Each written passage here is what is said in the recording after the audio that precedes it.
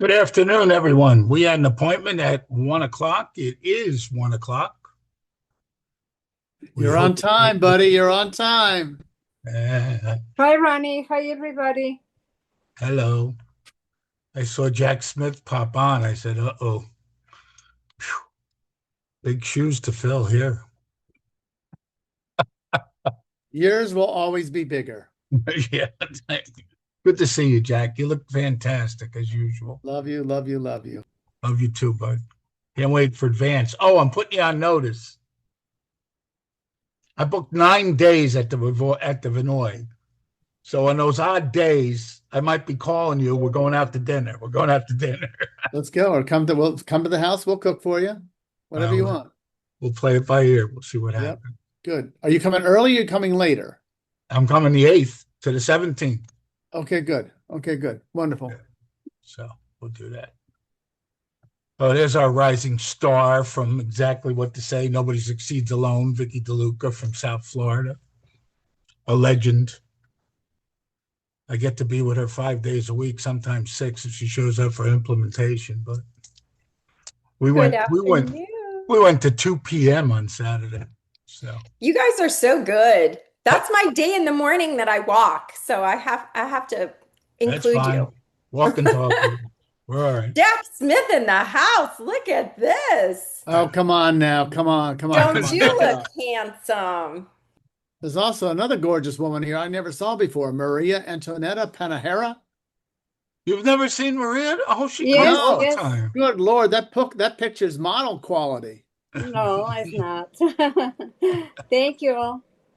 Jack, congratulations in your growth in South Florida, Deerfield Beach, Boca, and Parkland. Thank you. Thank you. That was my partner that found a fiance over there and decided to move Oh, back. okay. Okay. Business and pleasure. That's good. And happiness to all. All right, we're going to get started at 5 after. I'll give the stragglers a couple of minutes to get in here. There's a lot of material. Some of you may know this, probably know it, have known it, whatever. We'll see how things go. Really, for those of you that are in South Florida, Central Florida, anyone with Stella, anyone with, let me go through it. It's easier. Anyone who is with Beaches MLS, Bright MLS, CR MLS, that's California, Miami Realtors, Omni MLS, which is Mexico, Latin America, and the statewide MLS in Rhode Island. If time permits, we will be touching on that because I believe, and I'm proving it more and more each day, it's a great hidden MLS expireds that you could find. I mean, I know for a fact in Florida, MLS Advantage, that was our one thing Florida Realtors put out that helps us to share listings. That's how you found listings everywhere in the state. Well, now we've got two monster associations with us. So now I can find expired listings in Orlando that had been listed with Miami Realtors. And you'd be surprised, phone numbers sometimes are there. And you're going to see how that can work into our business. All right, we got less than a minute. We're going to get started.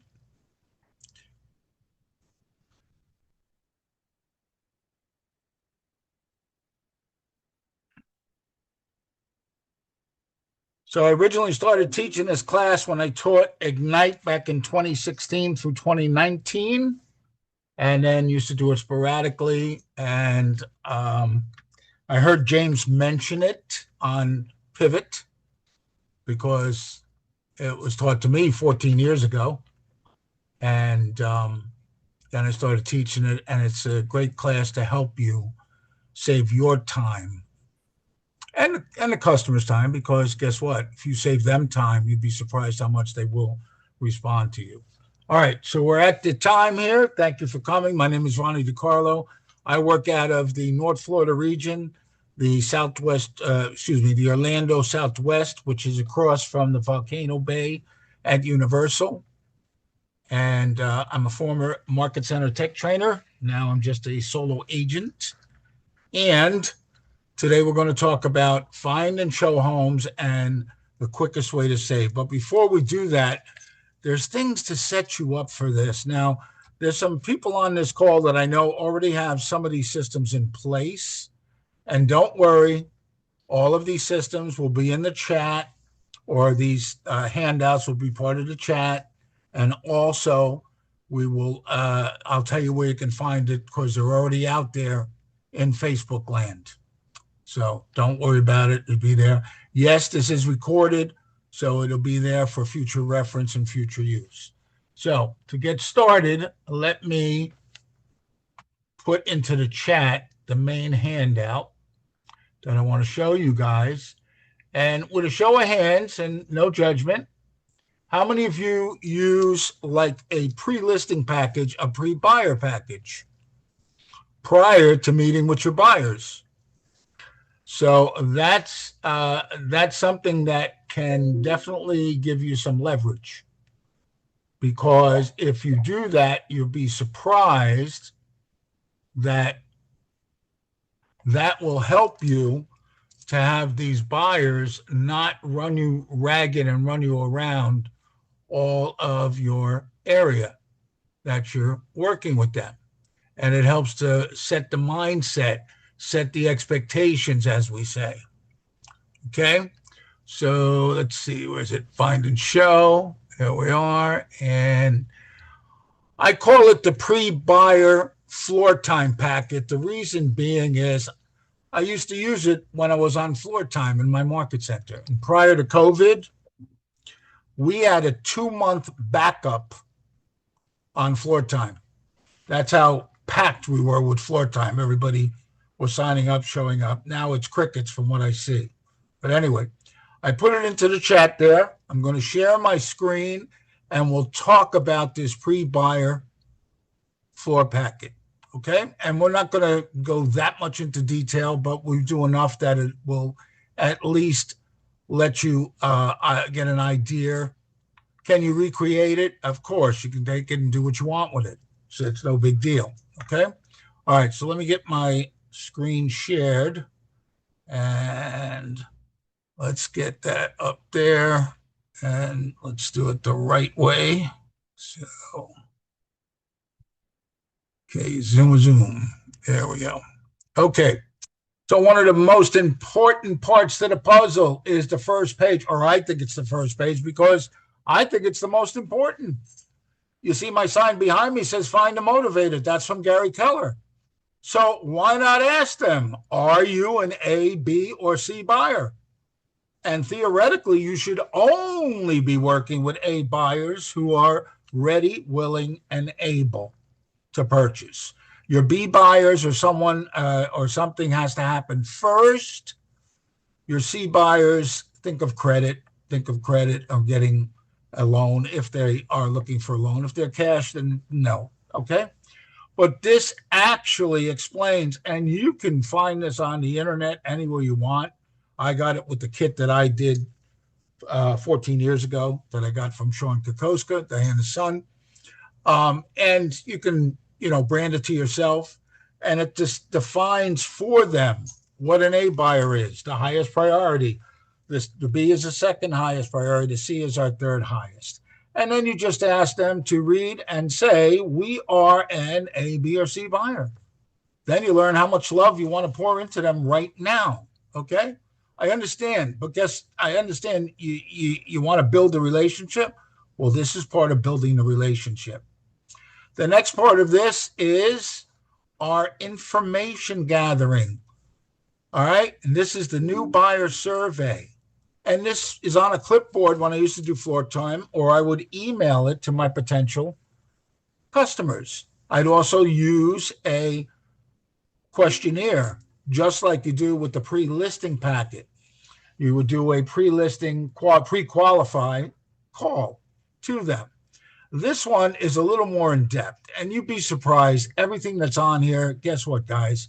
You probably don't do a lot of this, but don't worry, who cares?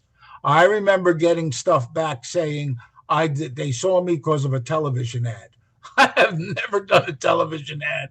I don't have the money to pay for a television ad, nor do I care. But the idea is, the main reason I'm meeting with my group is because of, we know the average realtor only handles 14 transactions per year. Now, guess what? This was done 14 years ago. I've never changed it. The average realtor last year did what? 4 or 5 transactions. Okay.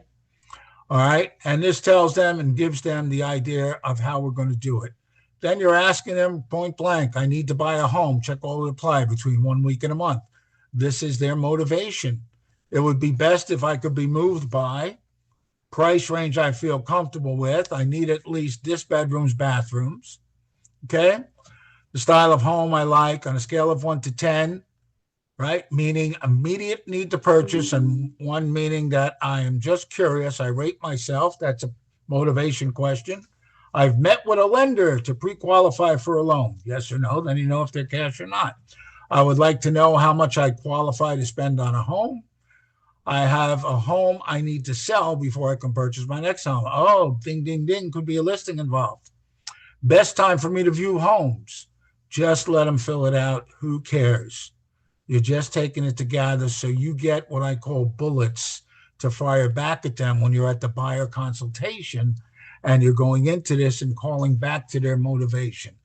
And it says that I am aware that my buyer partner provides me with daily updates about new homes on the market that meet my purchase requirements, and I would like to receive these. Who's your buyer partner? That's the multiple listing service. Okay. So most agents, including myself, before I learned this beautiful skill tool, what did I do? Oh, you want to see a 4-bedroom, 2-bath in Orlando? Okay, here, let me send you 20, and hope that was what made them stay with me. And unfortunately, that's the wrong way, because, and I'll see if I can switch this. Can somebody tell me if it's switched to the shift book, or we're still seeing the other one? Still seeing Now the it didn't. Still seeing the original. Still the other one. Okay, so let me stop that share, because it share sometimes does not allow me. Let's go back. I'll go back and forth. On page 92 of the shift book, and James mentioned this about 3 months ago, talked about buyers. Gary says, and I quote, "It is not your job to give out as much free information as people want or do as much free work as they expect, and then leave it to them to tell you when and if they want to be contacted."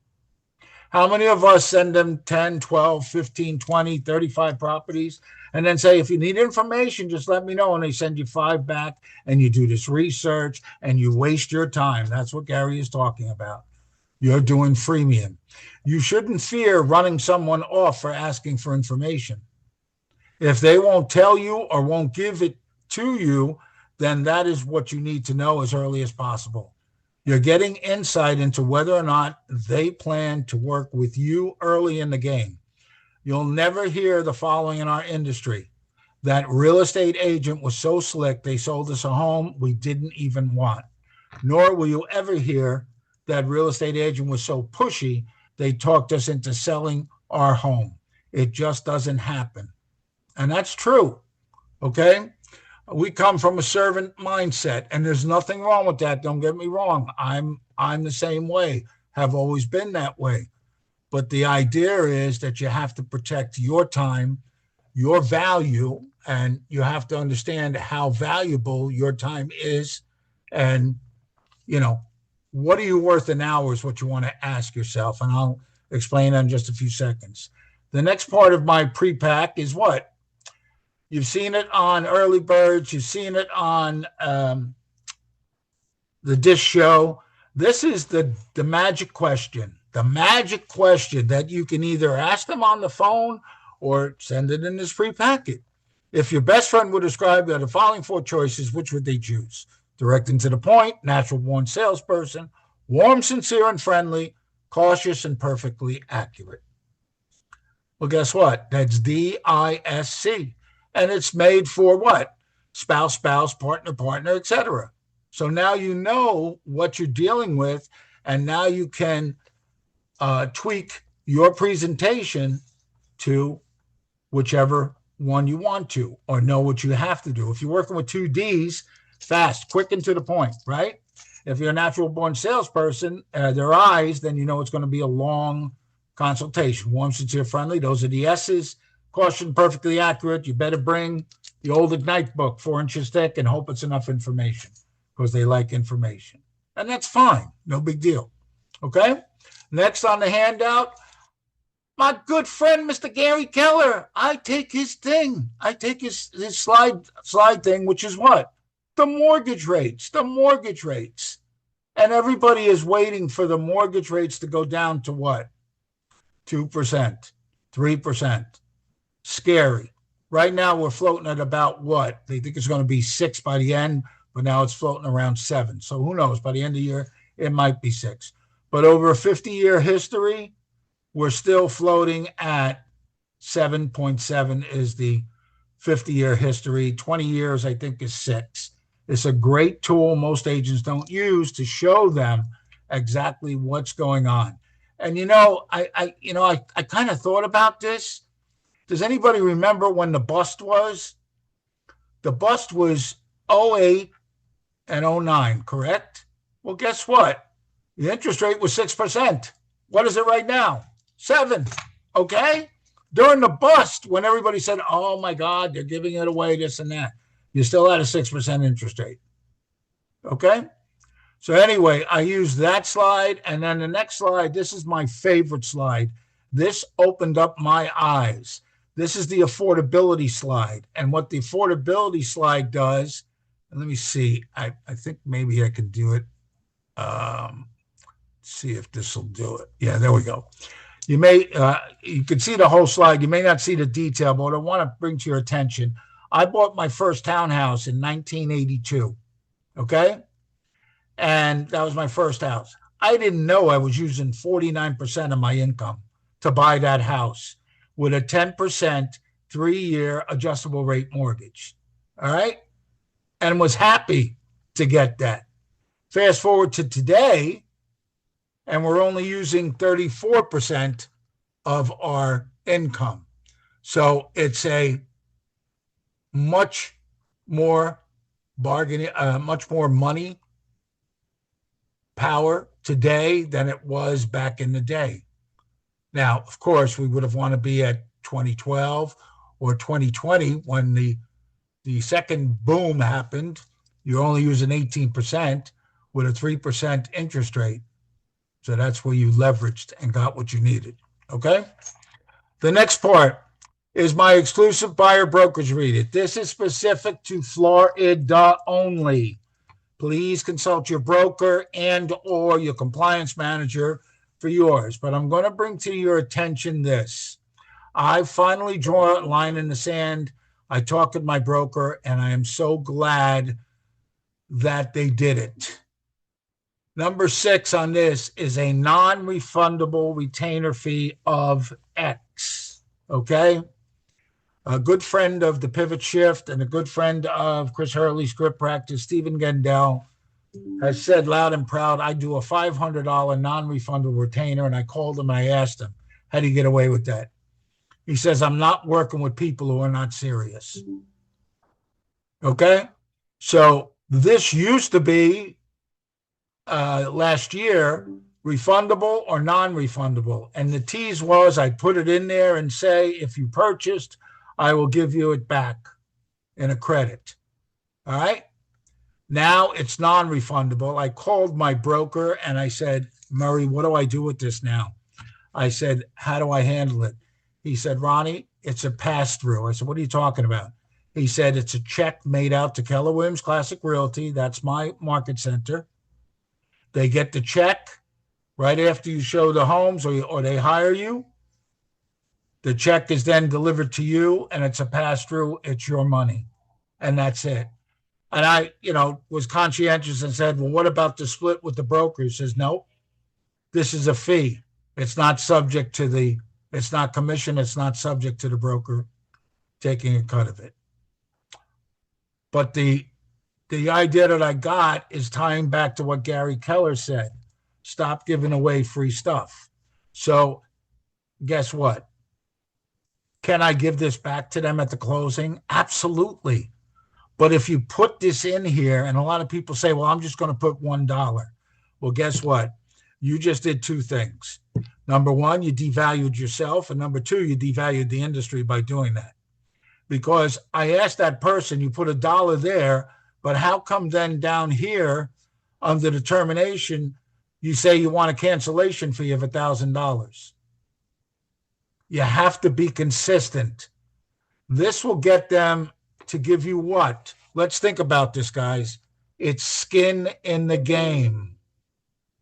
If they're that serious about buying a home, $500 should just be another fee. How many of you charge a transaction fee? Some of you charge fee. We charge $3.99 in my office. I've heard $8.99. I heard one guy in Miami charges $15.99. $500 retainers should not be that tough to protect this industry and to protect you. Okay? Now, that's the way I do it. You be you, boo, like my good friend Vicky DeLuca says. You be you, and you run it the way you want. But please don't do something like $1 retainer. That's just devaluing us and yourself and the industry. All right? Other than that, after that, because I let them see that, is my favorite page that came out of the old Ignite book. And I've used it to this day. It's called the 5 must-haves. The 5 must-haves are this. You ask them, what are the top 5 things your home needs to have? You will also write these down in the buyer's guide that you give them and during the showing process so they know to come back to them. So with that in mind, this is what my handout looks like, the 5 must-haves. I'm going to now talk about the 5 must-haves because a little participation to see exactly how you guys are handling this. So let me just get this set up because this takes a little bit to do because it's part of a PowerPoint slideshow. So let me stop that. Bring up my PowerPoint. Let's get a slideshow. And now I figured out how to do this was to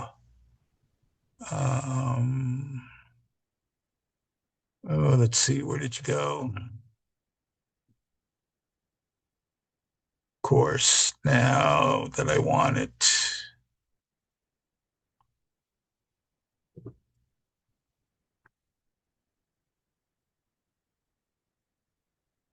Nope. I have a quick question for the participants. Those of you that do a retainer, does that retainer apply to your end fee, or is that something that is non-refundable, or how do you work that when you charge a retainer fee? Depends what your BBA says. Mine says non-refundable. All right, I'm having a little difficulties here. Just give me a second. I'll see if I can get this figured out.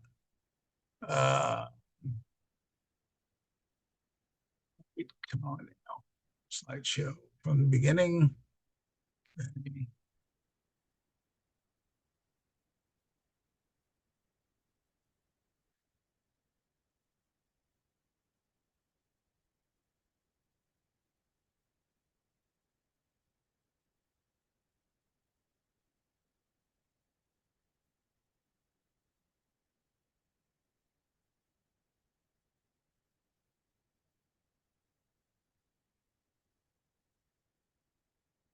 Okay, I think I got it. There we go. Can everybody see a blank 5 must-have sheet?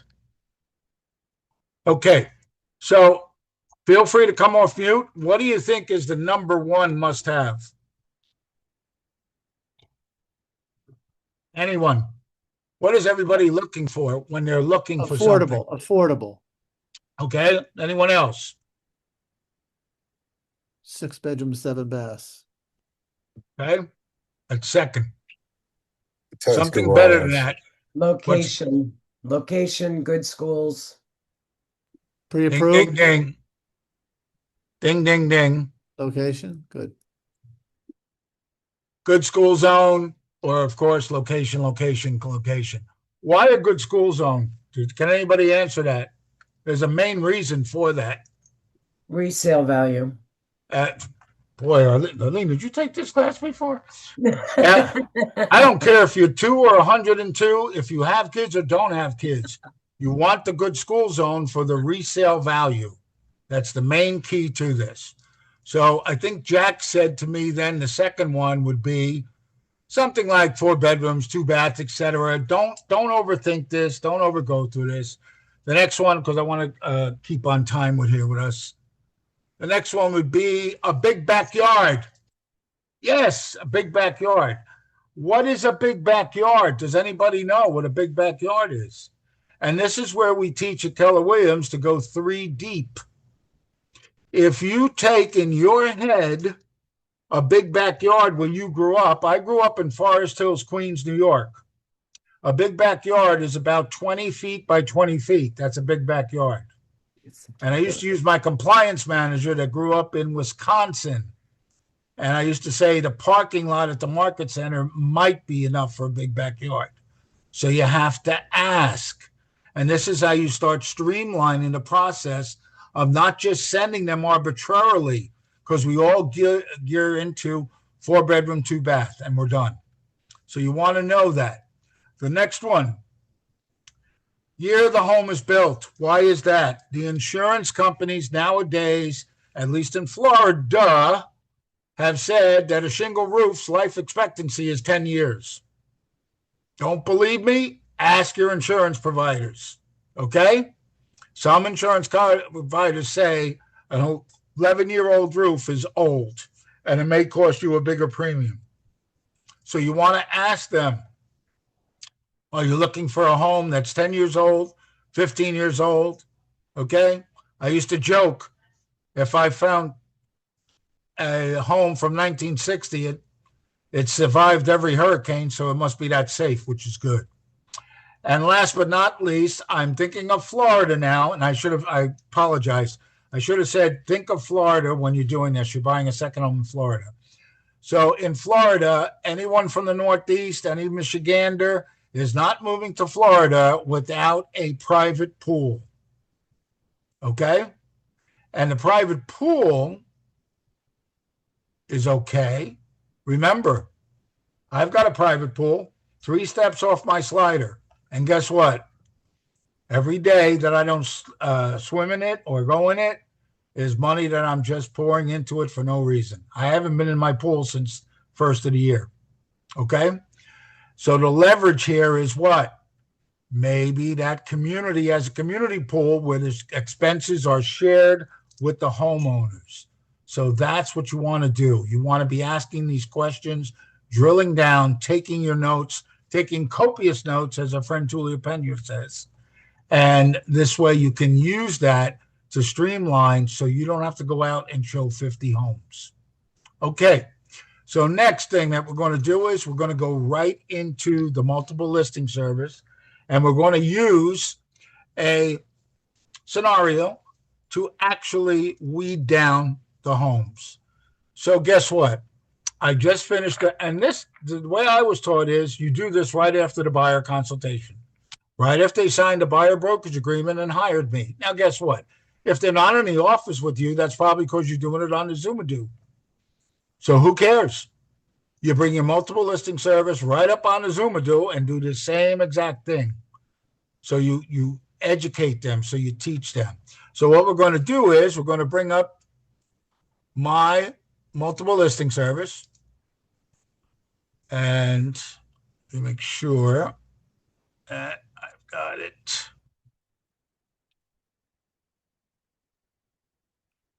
Okay. So mine's is Stella MLS. It's the biggest one in Florida. It's the only MLS I know that has a whole country in it, country of Puerto Rico. Okay? Leverage, big leverage. And as I mentioned in the beginning of this, the reciprocal access is now the it's blown me away by what they've done, because now I can see listings in South Florida, Mid-Atlantic, California, Southeast Florida, Latin America, Rhode Island. We also have Georgia built into this. The Georgia MLS, South Georgia, is also in Stella. All right, so the easiest and quickest way, yours may look like mine, may not look mine. I don't care. You can move your furniture the way you want, okay? So the easiest way that I do it is I will go up to the search, residential. I never use the quick. The quick is no faster than the detail. But what does the detail do? The detail actually brings up these boxes right here, so I don't have to go looking for them later, whether there's water access or not, okay? So first and foremost, we now have coming soon in Stellar MLS, so we can use that if we want. I'm only going to be searching for active right now. There is a specific way that you want to do this. You want them to self-discover. Why is that? Because after they signed on the dotted line, the husband took out his pad or paper and he threw it down on the table there in front of me and said, I found 200 properties in my price range and I want to see them. Okay? So that's why this is such a valuable tool to use. So the first thing we're going to do is we're going to go coming soon and or active. We can use both. We're not that popular with coming soon yet. It hasn't really gotten into our system the right way. Okay? The next thing, we're starting on the left side here. We're going to go down. We don't need the contingencies. Special sale. Well, right now, there's less than 1% of short sales, so don't even bother. Just go none. The property style we are doing is a single family home. Now, if you see down all the way at the bottom, it says 5,000 plus matches, 5,000 plus. It will continue to say that, but as we tweak this, remember he told me here's 200 that he wants to see. As I go to the single family and I click on it, okay, we're still at over 5,000 matches, okay? Next thing, we have nothing else got to do on that side. Next thing is we're going to come into the middle and we're going to go into the zips. So the zip codes, you can use neighborhoods, my MLS, you can do a legal subdivision. The one thing I want to make clear to you guys, all of the data that's inputted here is from who? Anyone? Agent From us, from whatever we put it. That's right. that entered it. And some people take shortcuts, number one. Some people abbreviate legal subdivisions. I've seen the legal subdivision of Sand Lake Hills as SANDLAKEHILLS. That's legal. I've also seen SDLKHILLS. If you're not looking for it that way, you may miss one. How many times has the buyer said, hey, you didn't send me this, but I found it on you know where? Okay? It might be a different tweak that they did to the search engine. So that's why I like zip codes to narrow down things, specifically because Orlando has 62 zip codes. When they say they're moving to Orlando, where? Give me a zip code. Let me know. So this buyer is looking for an investment property of short-term rental, okay? So I'm putting in the Four Corners area, which is the heart of short-term heaven, and that is West Kissimmee, 34747.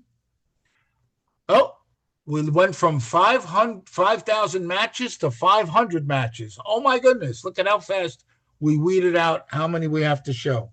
I put a comma. I'm putting 34714, which is South Claremont. Okay, still staying at 500. I put a comma, 33897, which is Davenport, where I lived, and then 33896, which is Champions Gate. These are all very, very, very, very popular areas for short-term rental. Okay. So now, since I added those other 3 on, it popped up to 1,047 matches. So he's getting all excited like he's got a potpourri to choose from. The next thing, this just got added. Short-term rental allowed.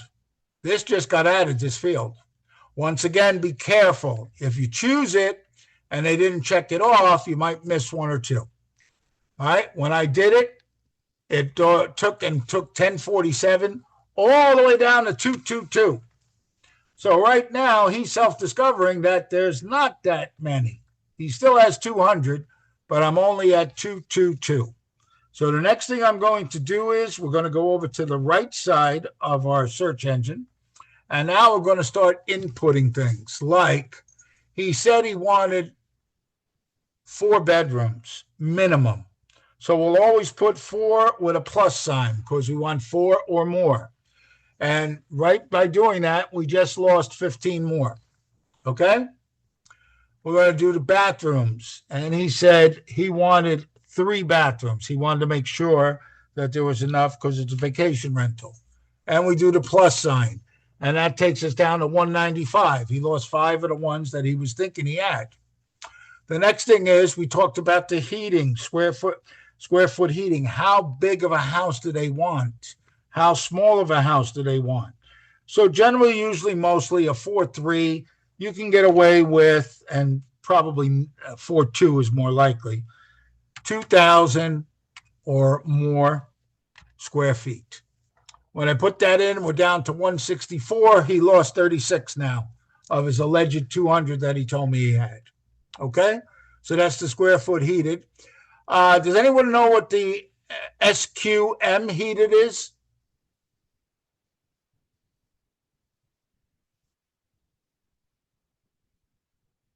Do I have anyone that speaks English on this call? That's a joke. It's called British. They speak Not at all. English. We speak American. So that's meters. Metric. That's meters. So that's for our Brits.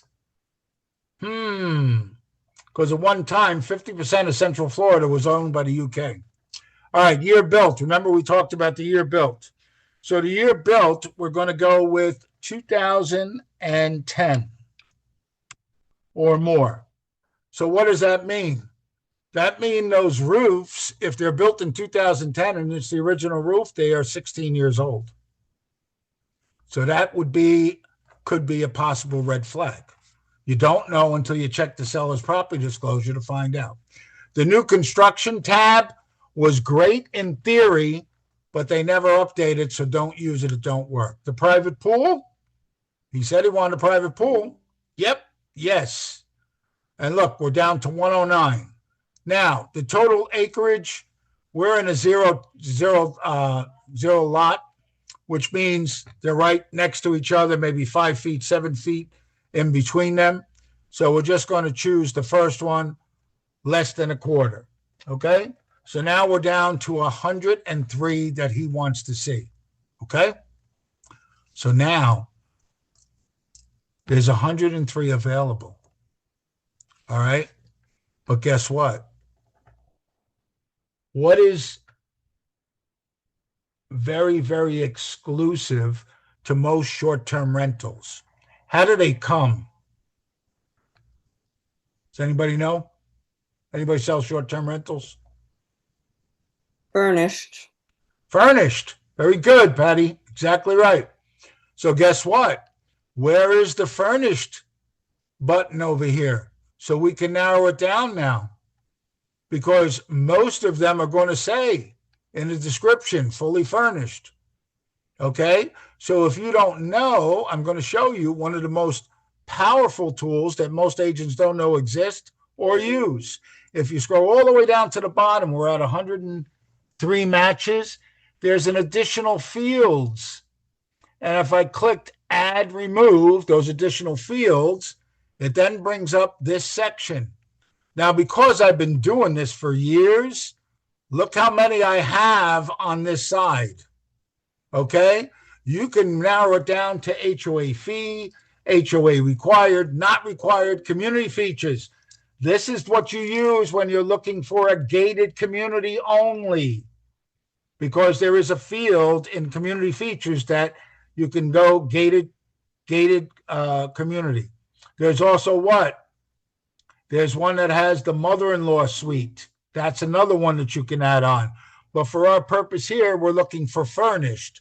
So the furnished one, okay, if you look at the fields here, you will scroll down, okay? Now, wait a minute. I don't have to get caught it the way I want it. Let me go. Okay, so here they are. All right, you see the community features, airport runway, clubhouse, all right, golf carts, okay, golf community. These all have to be added on, these boxes, to help you tweak this beautiful thing. Additional rooms. There's the bonus room, the bonus room, the interior in-law suite with private entry or not. How many, I can't tell you how many people put on our interior Facebook page. How do I search for a mother-in-law suite? Well, this is how you do it. You have to add this box on. So as I scroll down here, I'm looking for what? Interior features. In this box here of interior features, you will see, excuse me, it's not the interior, it's in the furnished one. In the furnished one here, the furnished box, I click on the furnished box. Remember, we had 103 matching listings. I click on furnished.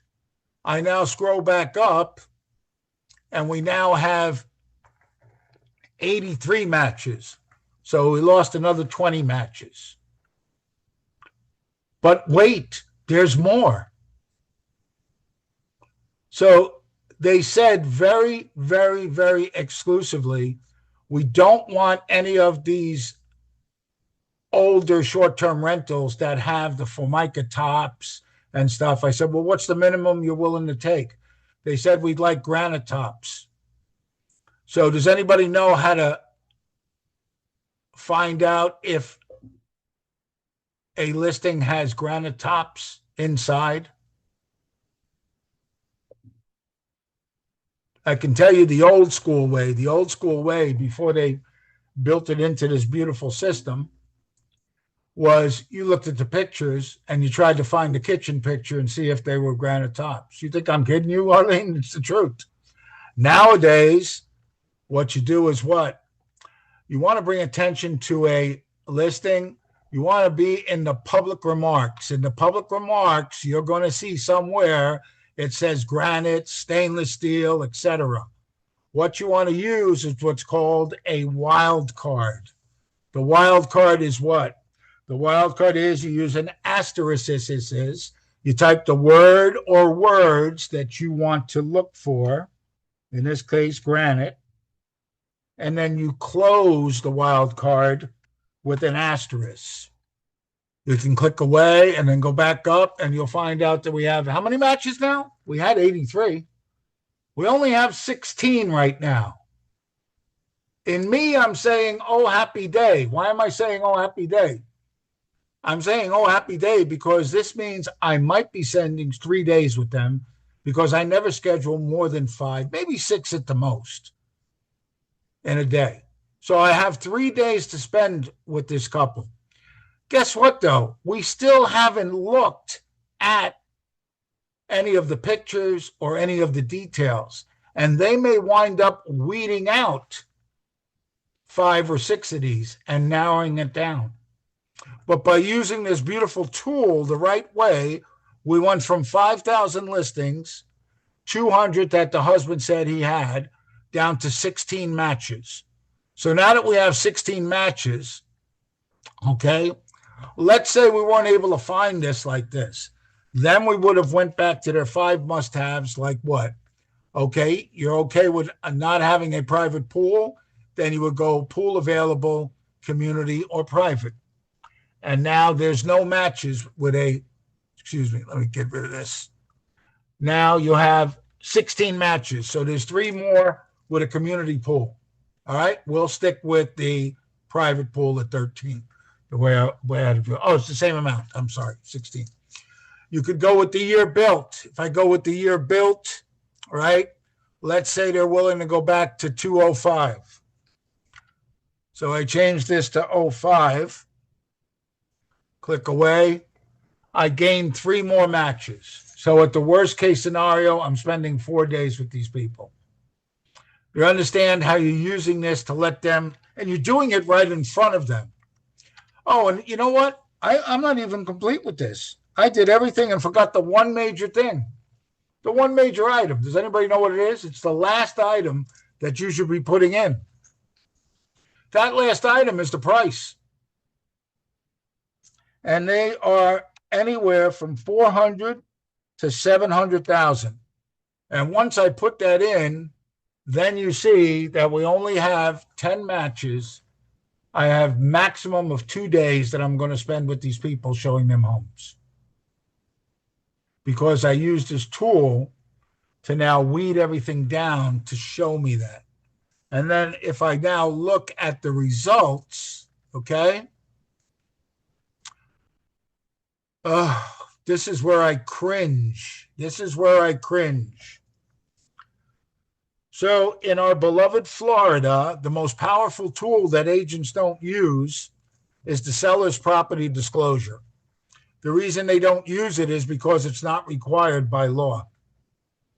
It's the best tool that you can use to stop lowball offers as a listing agent, to review with your buyers so you can see if there's anything that we might be walking into. Now, those are located in where? Generally, usually, mostly, and the attachments. And as I look at this group of 10, okay, you'll see that 8 of them do not have an attachment. And this is where I tell agents, you do not go out and show the home until you ask for that seller's property disclosure. Number one. Number two, well, my first question, most of you have heard me on Early Birds. My first question to the listing agent is, let me ask you, on your property at 9021 Flamingo Key Way, what is the co-broke being offered? Yeah, I want to know this, because if I don't know this, then how do I know to tell my buyer what they might be on the hook for? And that's the main reason why I asked that question. You want to ask if it's active too, because some MLSs are different. My MLS, you have 2 business days, 48 hours to mark it pending after you have an accepted offer. And it's business days. That's excluding nights and that's excluding weekends and holidays. So if I get a accepted offer on my listing on Friday night, I am not marking it as pending, taking backup offers until Wednesday. Now, if you don't call and ask me, do you have a contract? Do you have any offers in? Shame on you that on Saturday and Sunday you wasted your time and your buyer's time, knowing darn well they're not going to wait as a backup offer.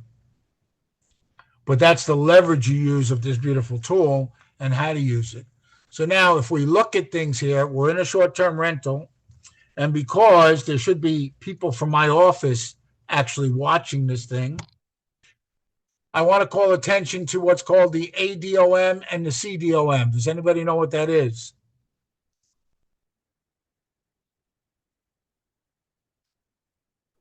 Active and continuous days on market. Okay, some people call it that way. Some ADOM in my MLS is active days on market. CDOM is cumulative days on market. The cumulative days on market is what the good buyer's agent looks for.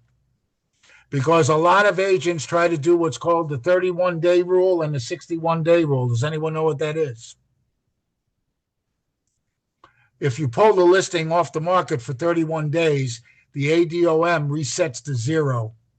If you pull it off the market for 61 days, it resets to 0. The CDOM resets to 0. Most will do the 31, get it to 0, but the cumulative is what catches them. Your buyer might see 0 or 1 day, but when I look up the history or I look up the CDOM, I can tell my buyer that it's been on the market for X number of days. And days on market is our enemy, as we're taught, right? So by looking at this being on the market for 370 days, what's the first thing that your buyer is going to tell you?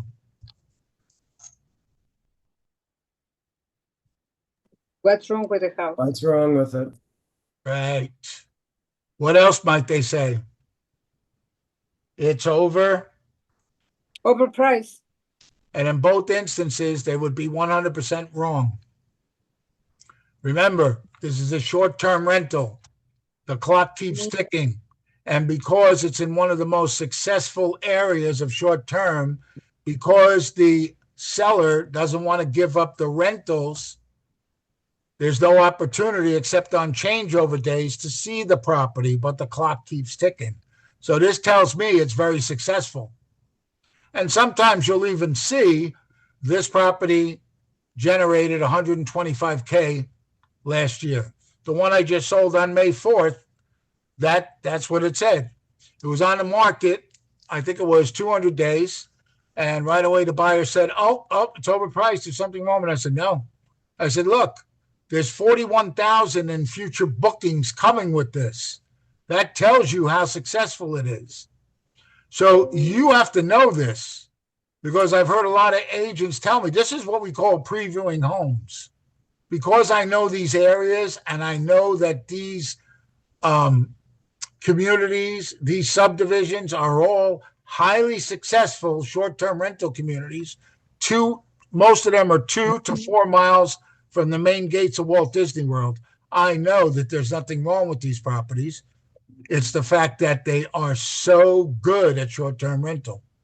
And that's why they're not, taking them off the market just to show it. Okay? So that's one tip you should know from there. All right. Let me stop this now and see if you have questions to ask. And if I have to put the screen up, I will. Anyone with questions? Are we on time? Not too bad. No questions. Clear as mud. Excellent. Excellent. Clear as mud. I like that. Okay. So the next thing I'm going to show you then is my surprise that I have. So I talk about this a lot on the pivot calls, and I do talk about it in my RPR CMA classes. The way I was taught with a listing is to use a seller's net sheet. A seller's net sheet will actually help you to do price reductions.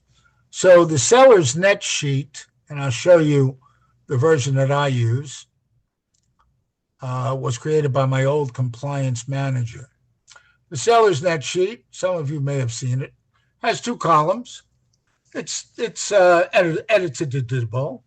You put in the sales price, okay? Let's go 700,000. Okay, click away, and the formulas do everything. Puts in the commission, puts in the doc stamps, everything like that. Okay, puts in our market center commission. That's our transaction fee. Recording of the mortgage. You can easily actually put in. I always do a 90-day closing date. So what are we? August, September, October, November. So put 11. How do they want this with the slash? 11/30/2026, and then the most recent bill was 6,800. Click away, and it tells you. This is one of the most powerful tools agents don't use at their consultation. This is what gets you that listing and gets you the price reductions, because in your pre-qualified packet, you should be asking, what do you want to list it for? I don't know. You tell me. Because I like to study the market, let me ask you, what's the price that you can't go below? When they tell you the break-even point, you have that in the second column. And guess what? When you have that in the second column, anytime you go for a price reduction, as long as they're making a penny over 450, it's an easy price reduction. That's how you get the leverage. Especially now where everybody says, oh my God, it's so hard to price these homes. Oh my God, I can't get price reductions. Well, you're not using the right tools. You're not using the right tools. So why did I bring this up? I brought this up because I thought about it. And why I thought about it was because of this. The reason I thought about it is I've seen this forever and I've used it, and I'm not really crazy about it because I didn't really like, under my finance tab, it has matrix buyer's closing costs. Okay. And there it is. I could do a buyer closing cost sheet. Now, this is in lieu, because I see my girl Nisi looking right at me. The lender will give you the GFE. This is in lieu of the GFE. Okay. And the GFE is a good faith estimate. And that's the law, because if you're getting the loan, that's the law. So I said to myself, wait a minute. So I took a PDF of this, and it has the loan and it's got everything on there. I didn't see that at first. I did a PDF, and then I took my seller's net sheet and I uploaded it into my new best friend, Claude, and Claude and me figured out how to create this new beautiful tool, which simply blows me away when I tell you. And that's the buyer's estimated expense sheet. And the buyer's estimated expense sheet, through tweaking, it was too big with the loan and stuff. I took the loan away and I took everything like that. And I left only the things we would do. And then I added the buyer brokerage fee. Because what if they're responsible for a buyer brokerage fee? I want them to know what they need. Okay? Now, if they don't, then if the seller's picking it up, then that becomes zero, right? And you have to worry about it. But this simple tool, is there a question there? Yes, you're not showing us your wonderful tool. Please show it to them because they're going to be amazed. That's my proofreader, Arlene. Yesterday, I was begging her to look at it for me so we could go through it. And you notice it looks almost 100% like the seller's net sheet. And then it has in here, like I said, right here, you would put whatever your brokerage fee is, goes in there, computes it right away. If they don't, just put a zero in there, and then they're not responsible for that. Their down payment, you'll find out from the lender what their down payment is. You let them know. The annual property taxes you put in there, their HOA, stuff like that, the recording fees. And look, all of this is estimated. Yes, you can get this information, some from the title company, but this is something at the buyer consultation that will separate you from 99.9% of the realtors who don't even do this at all. Even though it exists in their MLS telling them there is some form of a sheet. This is nothing new, okay? I just said, I don't like the way they did it. And I just did kind of a next to the seller sheet. So now I have the same. And the good Ronnie, news is, yes? are you going to share these wonderful tools with us? Well, if you're nice to me, I will. I'm very nice. Of course, I'm going to share it to you guys. I will put it in here. The pre-buyer floor thing is there. If not, it's in the Files tab in Early Birds. It's in the Files tab in Word Wizards. It's in the Files tab of the disk. So I left one out because I just checked it before we started. I put them in there in 2021. That's how long this has been in there. Okay? And nobody's asked me about them or said anything, but that's okay. No worries. That's why you're here today. So yes, I will put it in the chat after we get through with this, because I want to save time for our other thing that we wanted. Does anyone have questions about this? You're going to have your inspections, your WDO, your regular inspection, okay? A survey if required by lender. Nisi, back me up on this. There's not a lender in the world that has a mortgage that doesn't require a survey if there's a mortgage involved, right? You might accept one that's existing as long as it's not that old. A lot of times they'll accept an existing one, so you Correct. don't have to get a new one. Yes. Sure. But you still require a survey, whether it's old or new. Okay? Correct. So you got that. Attorney fees, if you're an attorney state and if it's hired by the buyer. Wire transfer fees. Yeah. Let them know. Look, you got to wire cash to close. You got to wire the bulk. It's 30. You may have to wire the earnest money deposit. the good faith deposit. Don't let them tell you, oh, I don't want to wire it because it's $30. Are you freaking kidding me? Come on now. You're buying a home. Let's act like responsible people here. So, I mean, the property tax escrow to give you the 3 months worth, right? Insurance escrow, 3 months worth, what it could be. All right. Your closing prepaids, it tells you how much it should be, this and that. And I believe it's pretty darn close because I was always taught a buyer's closing cost are 3% of the offer price. And this is the way I taught my buyer consultation. This is the way I had the consultation. I would ask them, okay, so we're looking at the average price is $400,000. So 3% of $400,000 is $12,000. Okay. Plus lender fees. I have never, ever seen lender fees higher than $2,200. So that's 14, that's 16.2. And now you have 10%, which is 40,000. So 16.2 and 40,000 is 56.2. I'd look them dead in the eye right at the table there or right on the Zoom call and say, Mr. and Mrs. Buyer, do you have 56,000 liquid right now? If not, we can't go out and see homes. Why? Because you're ready, you're willing, but you're not able. Because when we go to that first house, you're going to fall in love with it and say, Ron, I want to put in an offer, and you can't because you don't have the funds. Now, I've heard the stories. We're waiting for grandma to send us a check from Belize. Did you talk to the lender and ask the lender how long it's going to take to cure? Meaning, how long does it have to sit in a U.S. bank before it becomes liquid? Guys, stop the jump and run. Agents right now are still doing the jump and run. I hear it all the time. I sent them 10 properties to see. They sent me back 5. We're going out to see 5.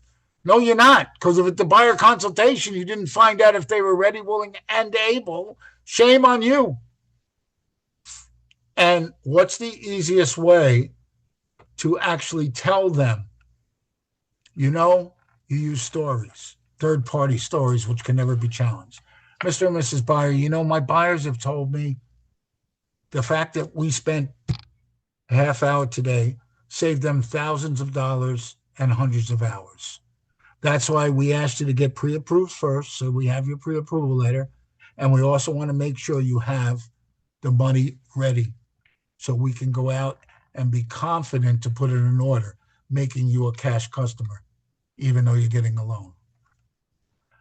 That's how you should be handling this, guys, using this beautiful tool to narrow down the number of homes you're going to show and to also get them in the expectations of what should be expected from them. Okay, who has questions?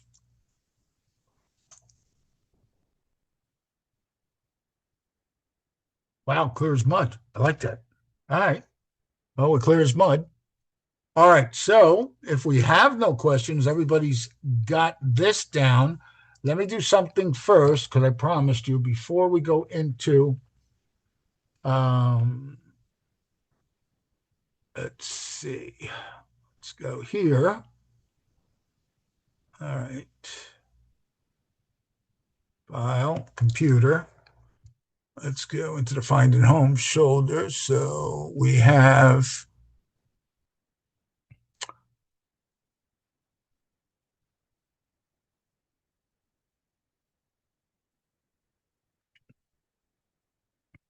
buyer's estimated expense sheet. Oh, and I'll throw in a bonus for you. You can use this on both sides. You should be using it. Most agents can't even answer this question. Percent because currently, oh, hold on. Imagine that. I can't send it because it was in use. Let me close it. Zoom, stop being particular. Okay.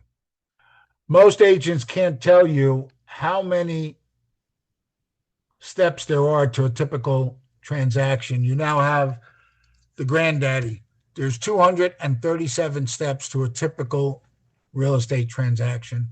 The first 171 are on the seller side, the rest are on the buyer side. Sometimes as the buyer's agent or the listing agent, you may be the project manager and do all 237 because the other agent is a little more inexperienced, et cetera, et cetera, et cetera. But this is your value right here.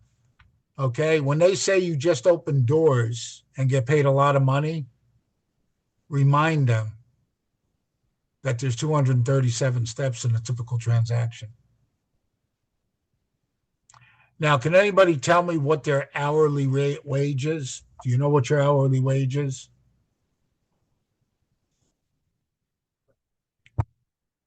Y'all work for free? Is that what you're telling me? So my hourly wage, okay, I'll tell you what it is. In Central Florida, the median price is $400,000. My hourly wage is, let's see, 3 chickens is $12,000.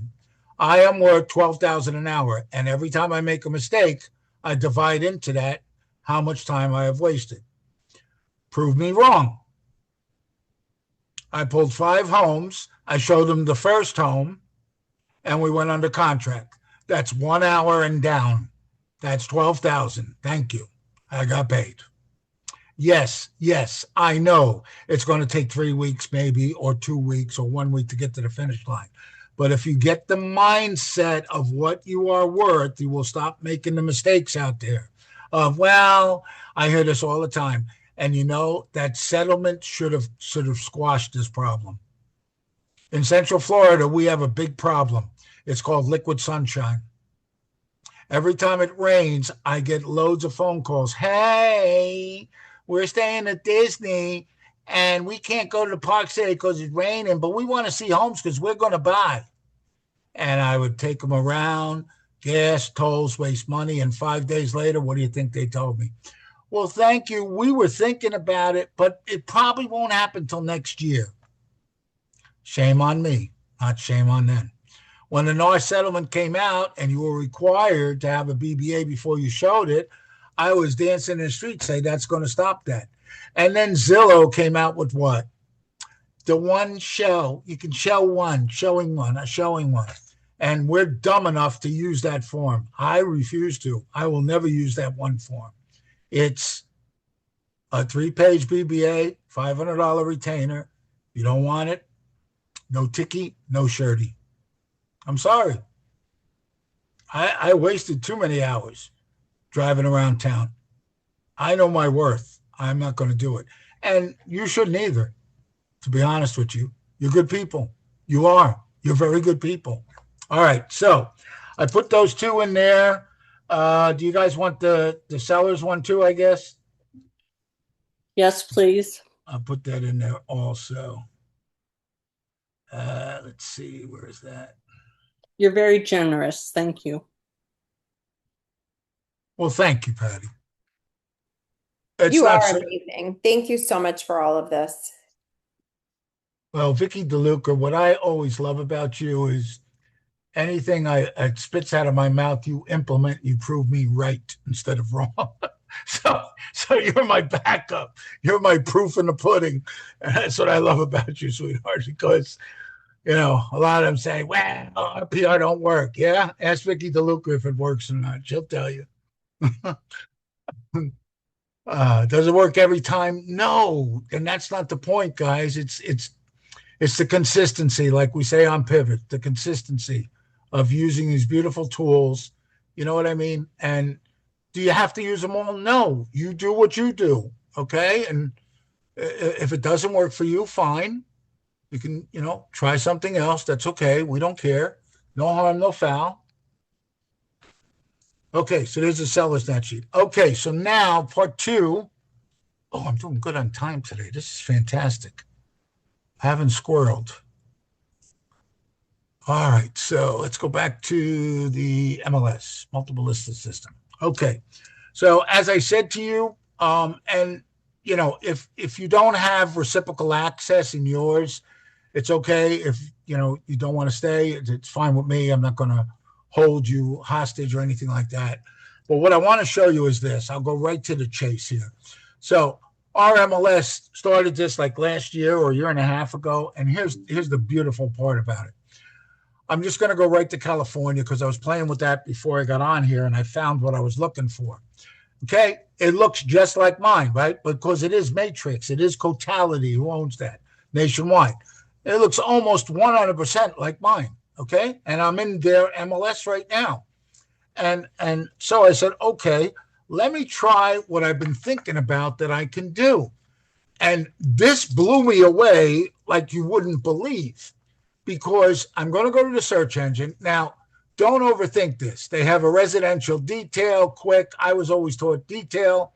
Okay, I hit the detail. What blew me away, guys, is this. You can search by state. What? I'm used to searching by city.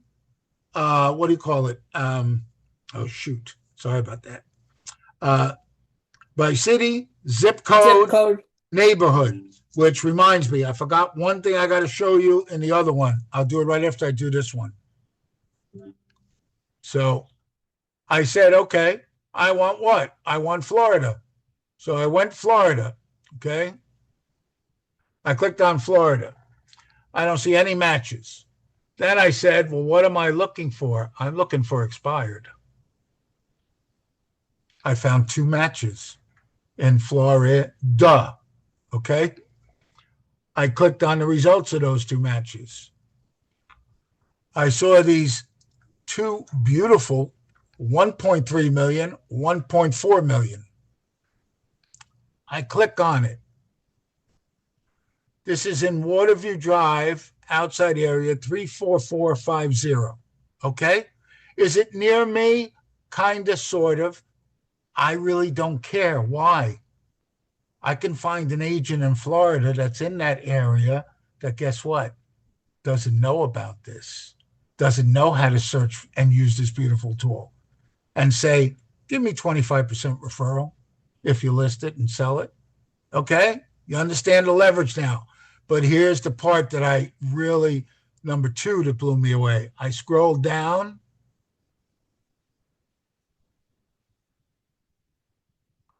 And it says, call owner direct with all questions. Okay? 352 is a local area here in Kissimmee.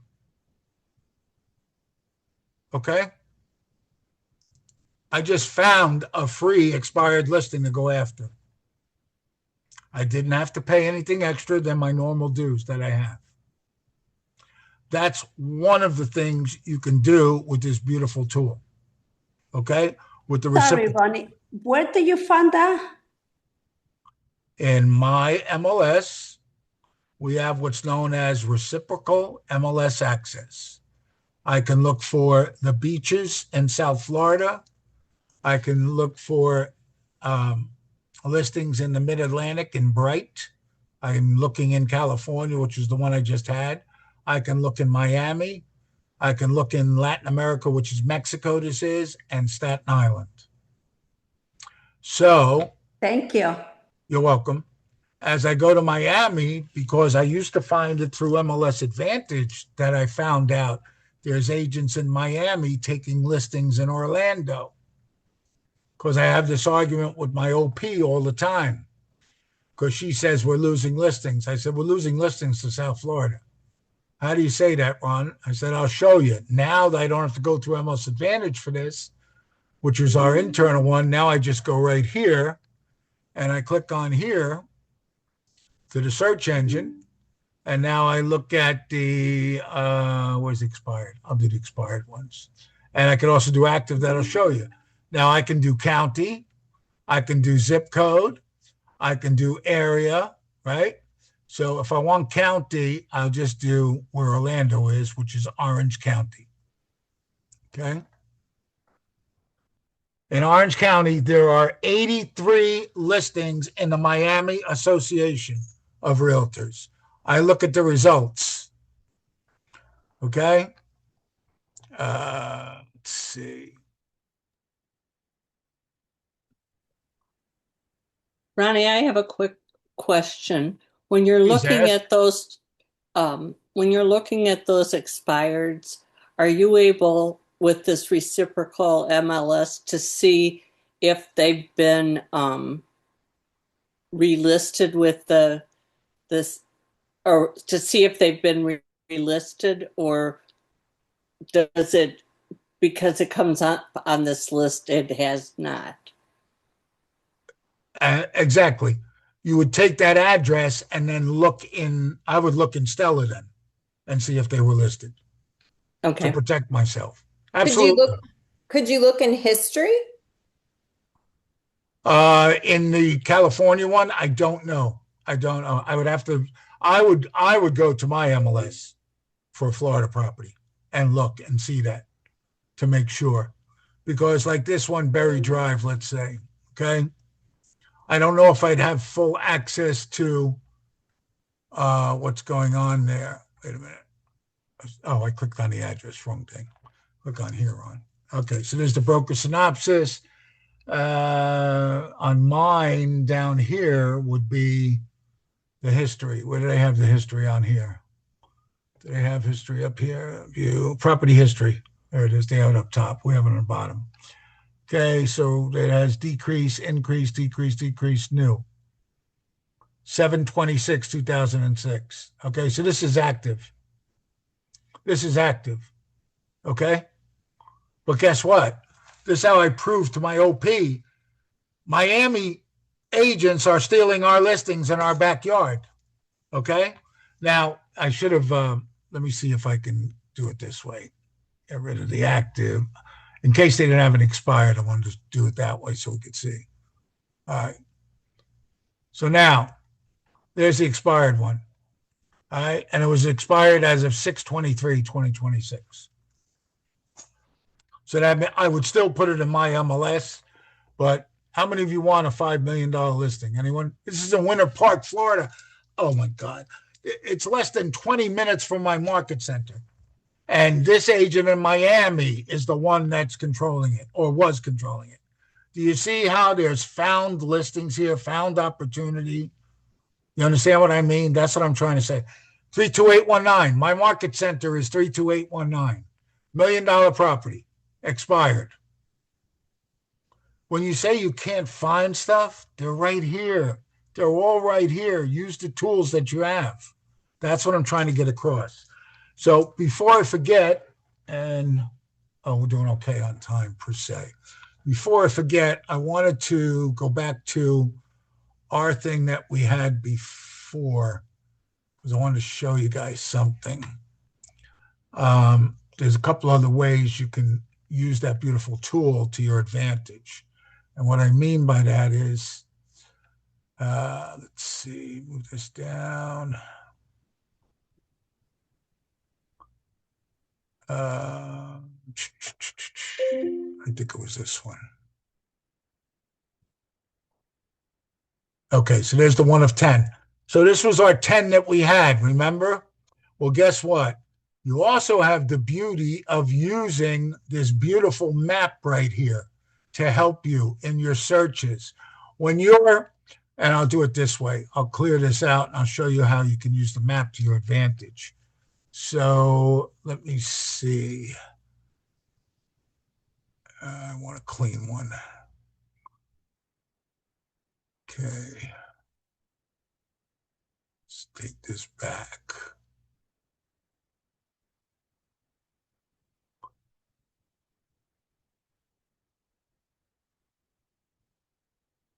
Okay.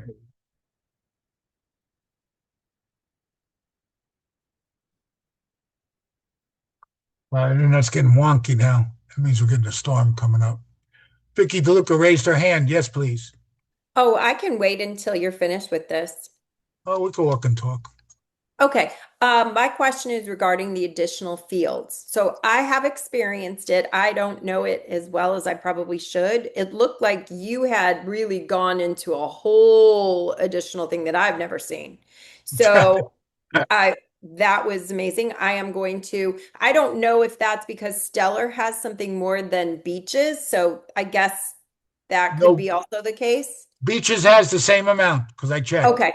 All right. So I've added through the years, I've added tax, HOA payment. Do I use it with every single search? Absolutely not. So my Unless you go question, down here and click there.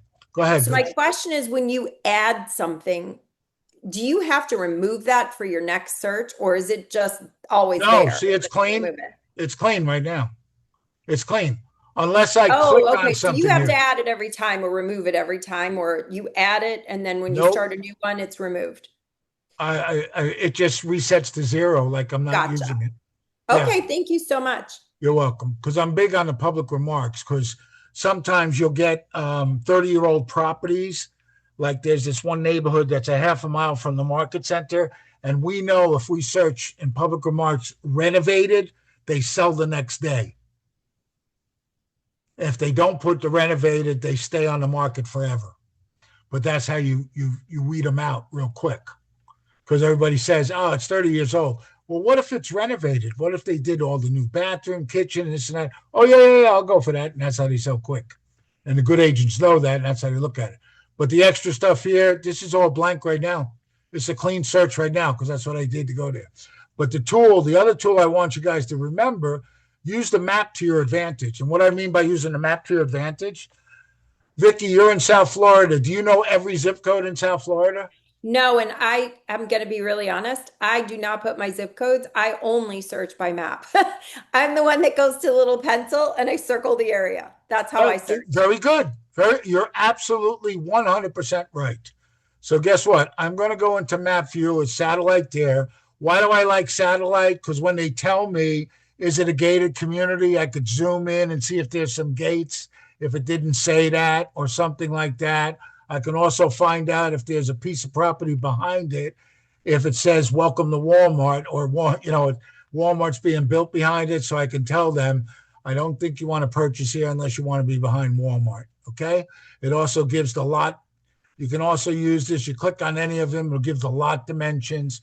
Like right here, this is water. They have all this water rights and stuff like that. You clear on that, see your listing, the tax, see lot dimensions. It tells you this is 1,982 feet because they got water behind it. That's how far their property is. That's how good this property is per se. Okay. So that's one part of this tool that's good. The main part I was talking about, if you go to the map, let's say, I always forget to do this. Sorry about that, guys. Yeah, we could still do it. Yeah, because I zoomed out. Okay. So let's say they moved to Orlando and she's working at Dr. Phillips Hospital, which is like 2 miles south of here. And she says to me, and I quote, I want to buy a house 2 miles from Dr. Phillips. Okay. I go up to the draw radius tool. I plop it on Dr. Phillips. I pull it out and I stop at 2 miles, right? Or roughly. Okay. I go back to the criteria. I go active. I come back to the results. There. Well, I can go through the maps. I can show you what I mean. There's all in a 2 mile radius. That's how you don't go fishing. Like you can't find anything. You wait for them to send you addresses and stuff. No, you saved yourself time. Okay. Now I said zip codes. Why did I say that? Over here in the layers tab, if you don't know the zip, click on this little zippy do. There's all the zippy codes. Look at that. All the zippy codes. Isn't that nice? I don't know all the zippy codes. There's 62 in Orlando. I don't know them. Let's take it one step further. They said, I only want to be in this neighborhood. Oh, which neighborhood was that? Okay. I only want to be in the Windover neighborhood. Well, there's Windover. So if I'm in Windover, I take the rectangle and now draw a box around Windover and just search that way. That's how you can use this map to your advantage also. All right. These are some tools that most agents don't know. You can actually search. It's crazy what you can use this for. I used to use this for what? I used to use this for the distressed properties. You could find a pre-foreclosure, auction, bank owned, trends. The trends, the median sale price. If you have investors, the sales activity. Watch what happens when you hit that. Oh, look at all the pretty colors. And then it tells you the price ranges based on the colors. The other thing is, if I'm working with that investor, then I go for the sales activity. Chances are, if they're selling 150 to 300 or 300 or better, this is investor's paradise. Okay? This is how you get to use this beautiful tool to your advantage. Remember, guys, this is in your dues. You're paying for this. I'm not saying you're going to use it every time, but just that you know that it's there for you to use and use it, your advantage. How many of you know, and I know they eliminated the old way to do it. You can jump to an address right from here. They say, I want to be next to this, this, or that. You can do the address. The other thing is they do have, let me see if it's in the other one here. In here, if you go to the agent single line, right, that's the list. Oh, don't tell me it's old. We just did it. Don't play with me. Hold on. I'll get her back. Recent searches, that's also, so you don't have to worry that you forgot where you're at. Let's see, is it this one?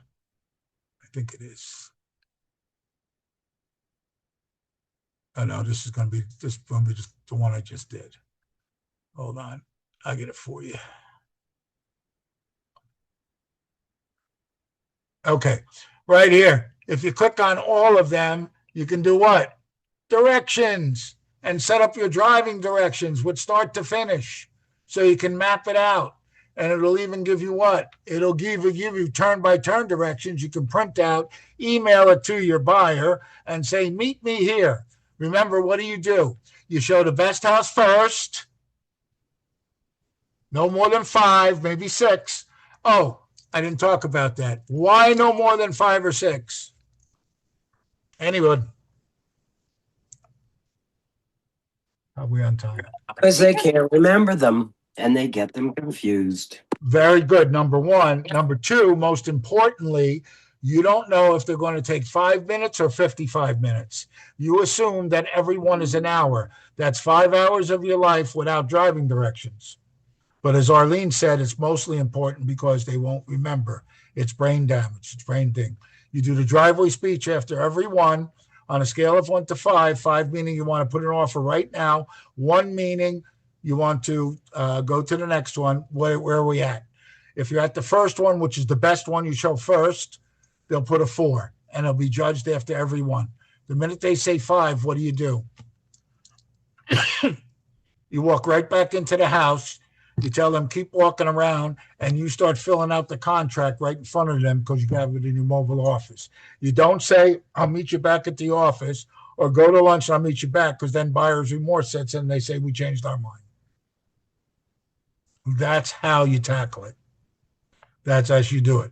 And then again, when you set up the driving directions, you show the first one best, and you make it do what? The last one is a block away from your home. So that's a joke, guys. That's a joke. But anyway, that's my tips and tricks for that. Questions, comments, other? 1 minute to spare. Whew.